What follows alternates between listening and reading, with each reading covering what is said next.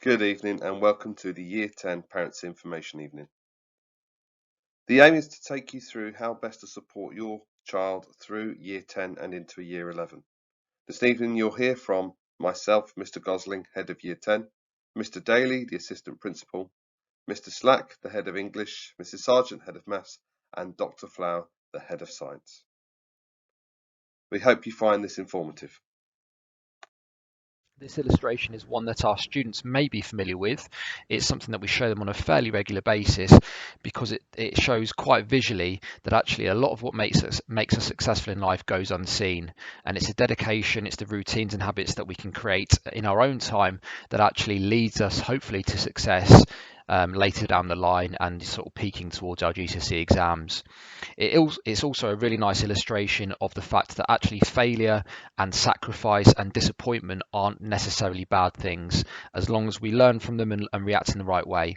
And this is why we do a series of mock exams throughout Key Stage 4 and assessments.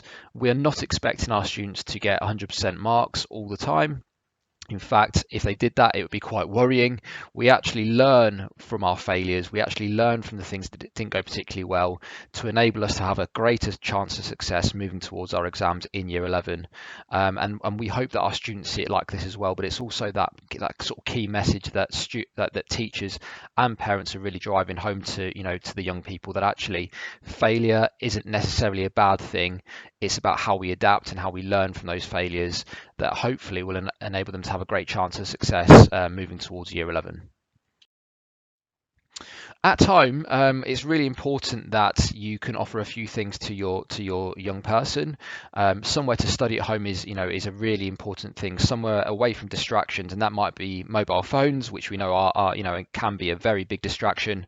It might be TVs and computer consoles as well. But somewhere quiet to study at home, where their main focus, their sole focus, is on the work they're doing, and that might be hopefully it might be away from younger siblings as well, and noise that people can create in the home where actually they can really get their head down and sort of focus. Also equipment needs as well, and that's things like textbooks, paper, pens, pencils, scientific calculators, whatever it might be. In regards to textbooks, please do liaise with subject teachers and heads of department if you're unsure about what textbooks that your son or daughter may need for their upcoming exams.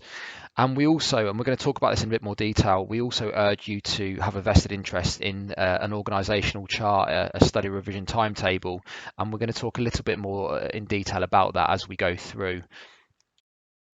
At school, we offer things like study support, which is your generic study skills, and these are quite often led in form times and also by heads of year, but also things that are discussed on a daily and a regular basis by subject teachers in regards to how to revise, methodology behind that, and trying to find the best way that works for every student, because everyone studies best in individual ways. There's not a one size fits all for that, and we offer and we go through a wide variety of study skills.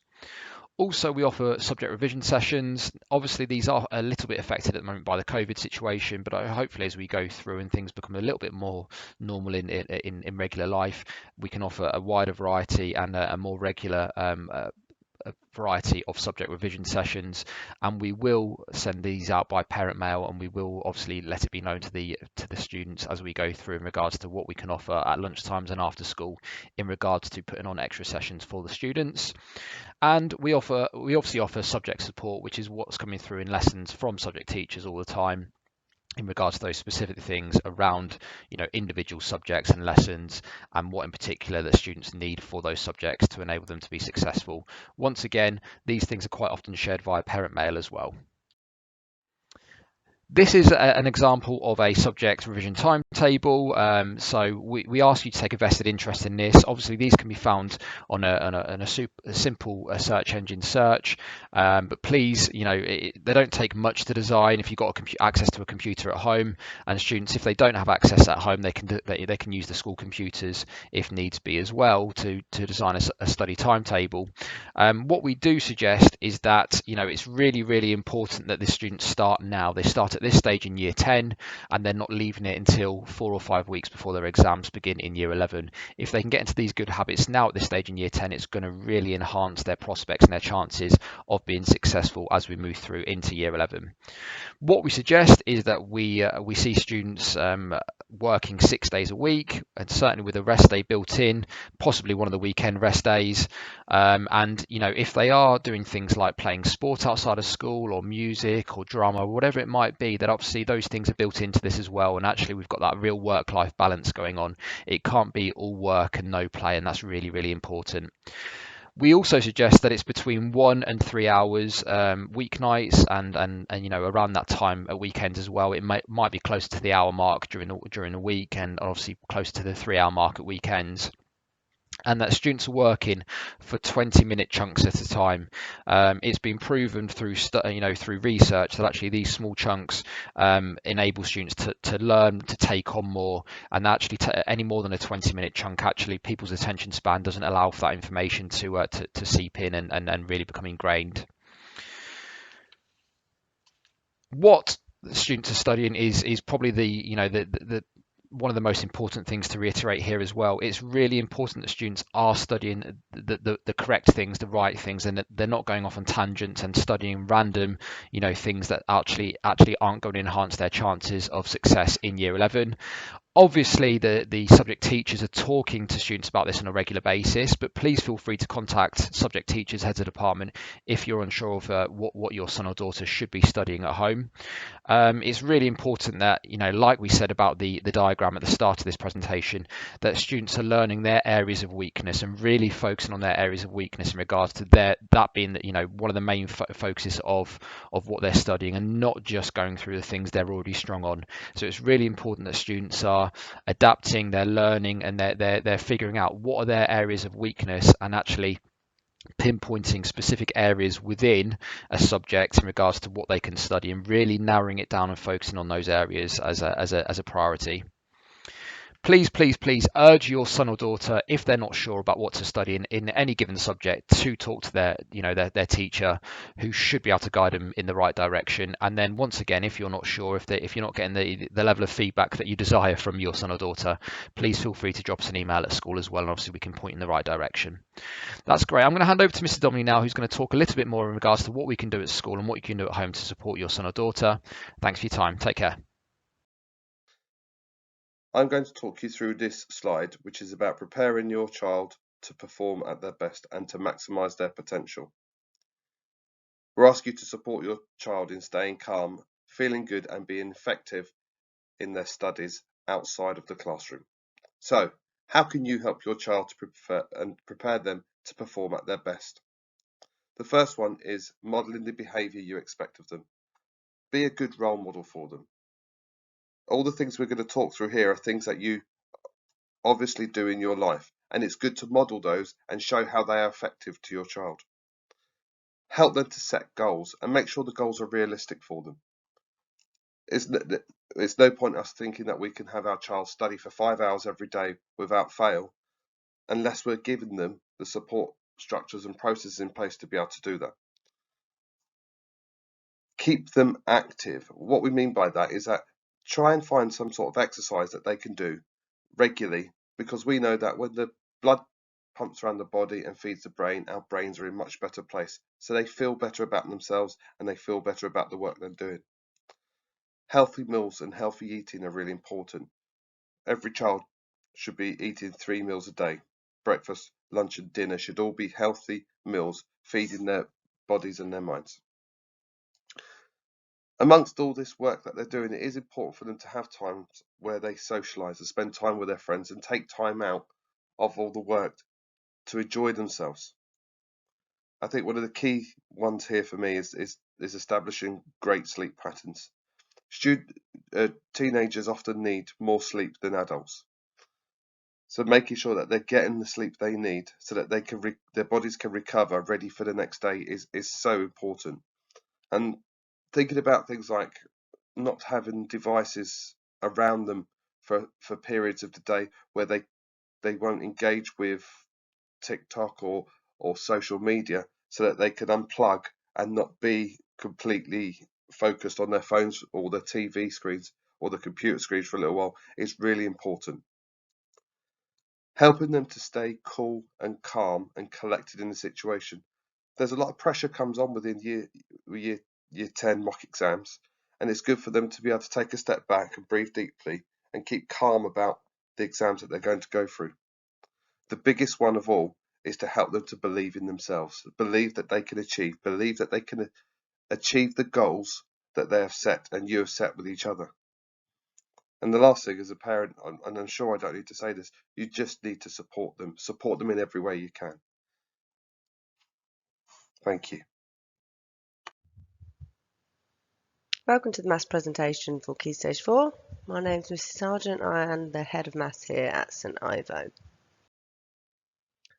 Firstly, I'm going to go over the work expectations. We obviously can expect all students to complete homework to a good standard. This is crucial to ensure that they're making progress at home and practicing their maths skills. We have signed up to Hegarty Maths as a school, and this could be used for homework, but also they can use it on their own for their own practice. Memory and Fix Up 5 are two functions on Hegarty Maths that are excellent for their own revision. In Year 10, all students will sit their first GCSE mock, and it will consist of all 3 papers in the hall under full exam conditions. So the exams that we offer are 2 sets, either their higher or foundation Edexcel certificates. Both qualifications involve 3 exams at the end of Year 11, 1 non-calculator and 2 calculator, all with equal weighting.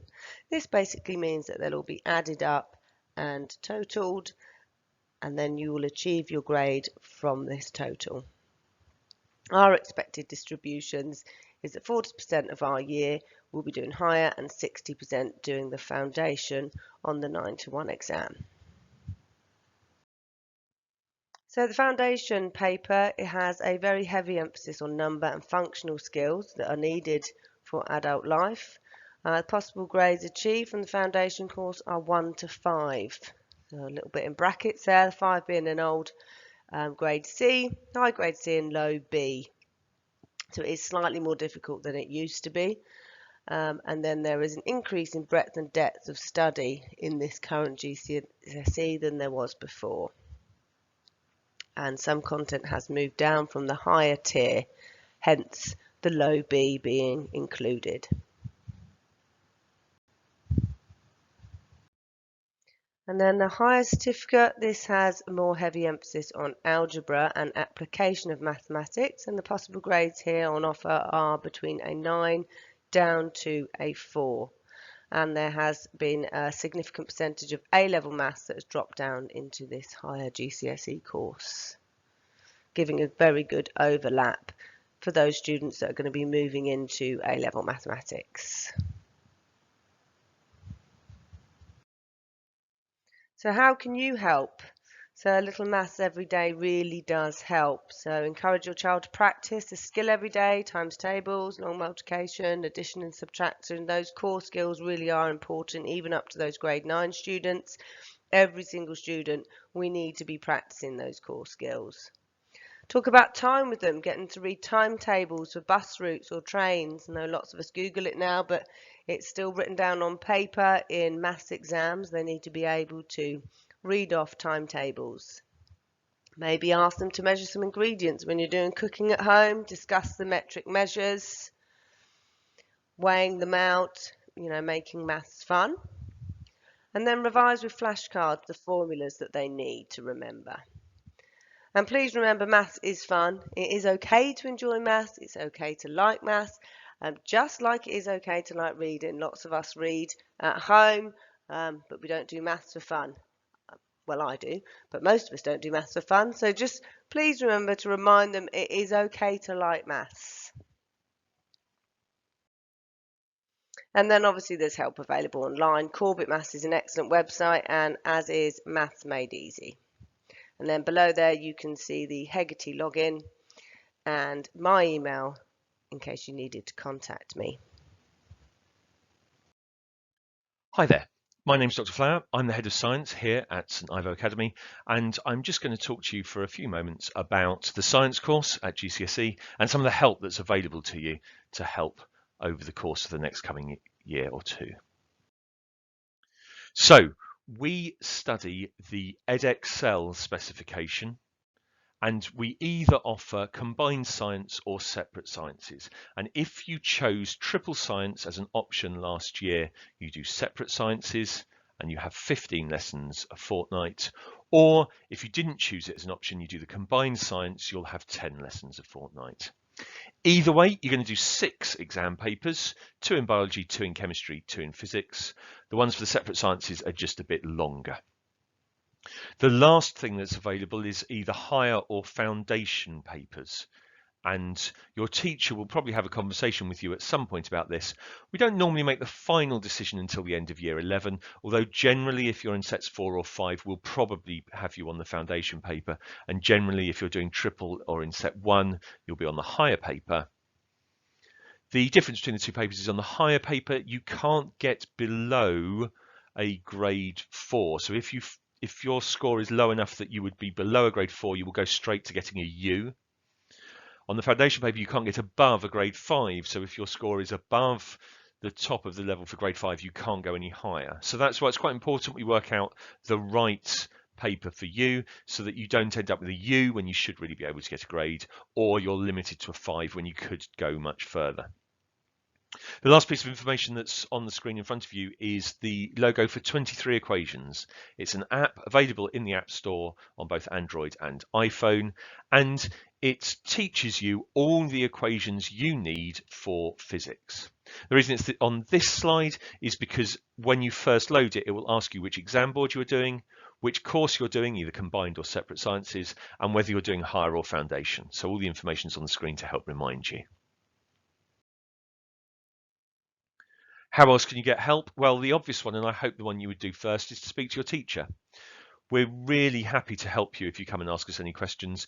And if we can't help you there and then we'll arrange a time to come and for you to come and see us. The other one which you should know about is Schoology. We used it a lot, especially at the start of the first lockdown for our remote provision, and so you're probably already registered to it. If you're not, please sign up and use the access code on the screen, as that will give you this content specifically for year 10.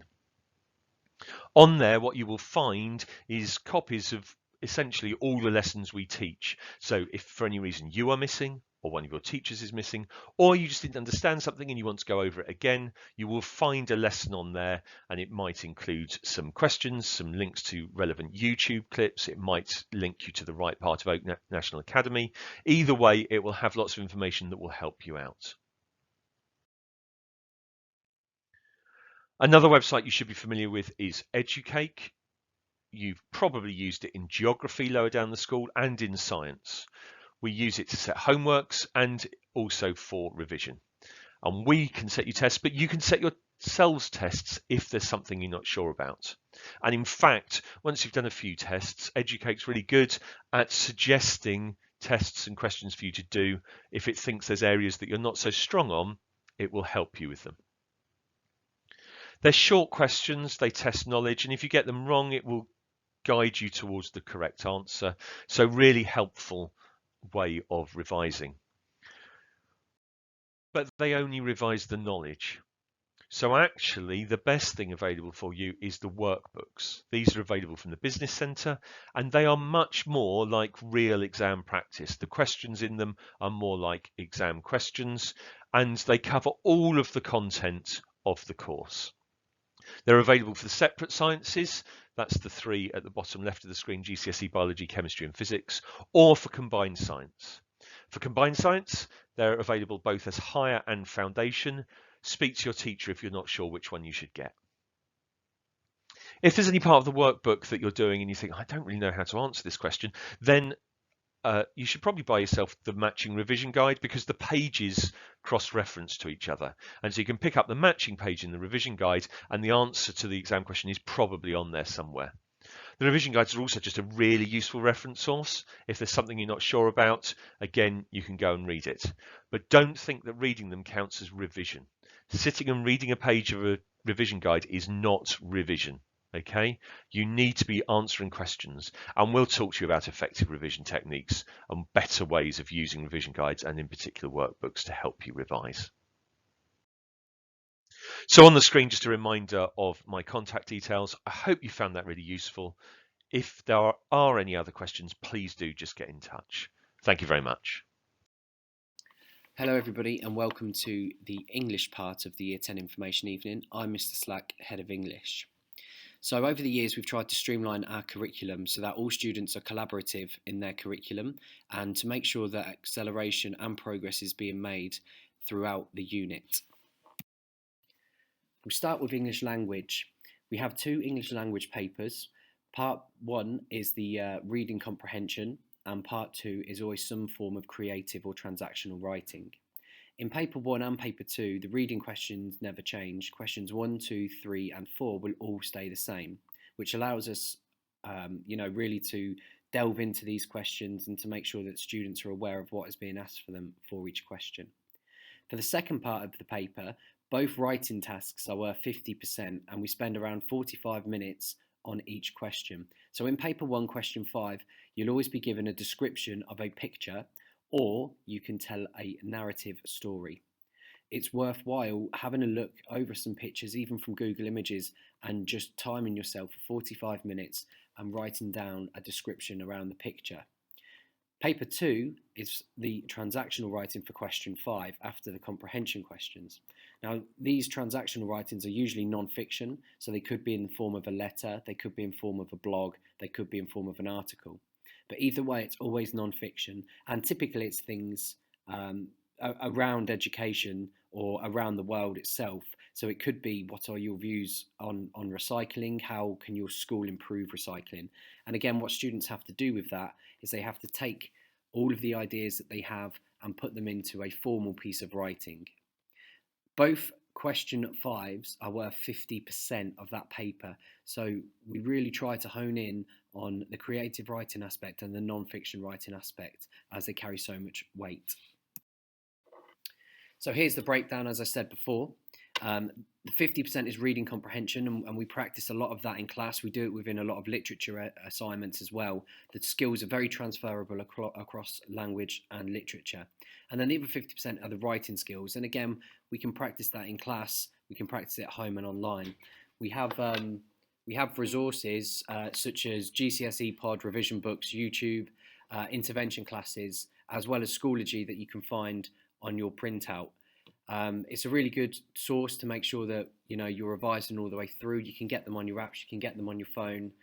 So please make sure that things like GCSE Pod and Schoology are being revised. For the English literature assessment, all students will study an Inspector Calls, Macbeth and A Christmas Carol, along with their AQA anthology poetry.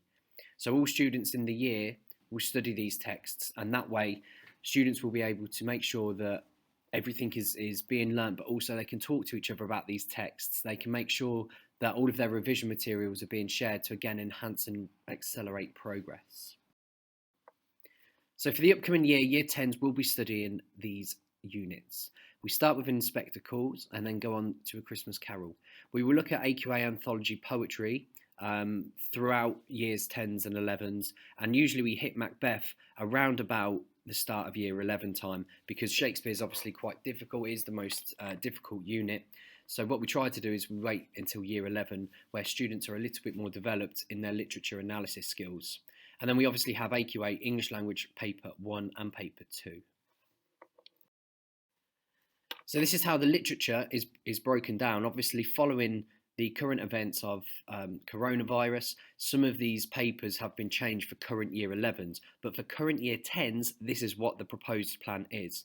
So Paper 1 is worth 40%, and that's purely because Paper 1 carries less marks because there's an extra unit in Paper 2. So they are all weighted the same, so you still have to do very well across the board. So we have the Shakespeare essay, which will be Macbeth, and what happens there is you have an extract, and it will ask you to analyse something within the extract, so a theme of perhaps ambition, and then you have to analyse how ambition is presented elsewhere in the play. So learning quotes it's a very, very key thing, because if you don't know the quotes, then you can't justify your ideas. So the Shakespeare essay, again, as I said before, is quite important. It's very hard.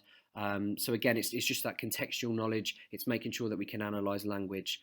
And again, things like GCSE Pod and Schoology and YouTube will all help, along with these intervention lessons that we will be putting on. And then obviously we have the 19th century novel as well, which is A Christmas Carol. Paper 2 is worth 60% because it has the additional unit in. We do the play and inspector calls, and again, that is a case of having to know these quotes for these texts, because you don't get an extract question on this. It will just be a choice of 2 questions, but you don't have the text in front of you, much like the A Christmas Carol and Shakespeare essays too. So you don't have the text in front of you for any of these. So knowing these quotes, whilst it's extremely hard, it is extremely important too.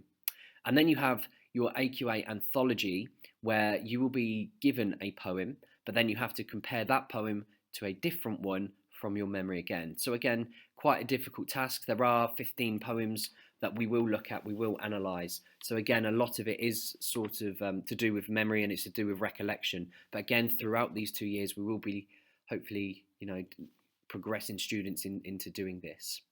And then we have the unseen section, which is where students are given an unseen poem and they have to decipher the meaning. They look at poetic techniques, they look at literary devices, and try their best to answer the question that is put in front of them. And again, it might be something as simple as, how is love presented in this poem? And students have to unpick that. They then get a comparison poem and have to compare the 2 poems again. Resources, as I've mentioned before, GCSE Pod, the revision books, it says CGP, but obviously York Notes and Cliff Notes are that higher level learning too. YouTube intervention classes, as I've mentioned, and throughout Key Stage 4, students will be invited to intervention classes, and hopefully, we have your support in their attendance. We obviously have expert teaching throughout, and also the use now of Schoology, which will be on the next slide. So Schoology is a fantastic app. If you haven't got it on your phone, I'd suggest that you download it now. That is the English pin that you need. So bang that into your phone and everything there is at the fingertips. And, it's something that you can watch before bed. You can get up in the morning, have breakfast, have a quick look on there. It's all resources that I've put up, so I know all the resources on there are really, really useful. Thank you for listening, and I hope to see you all soon.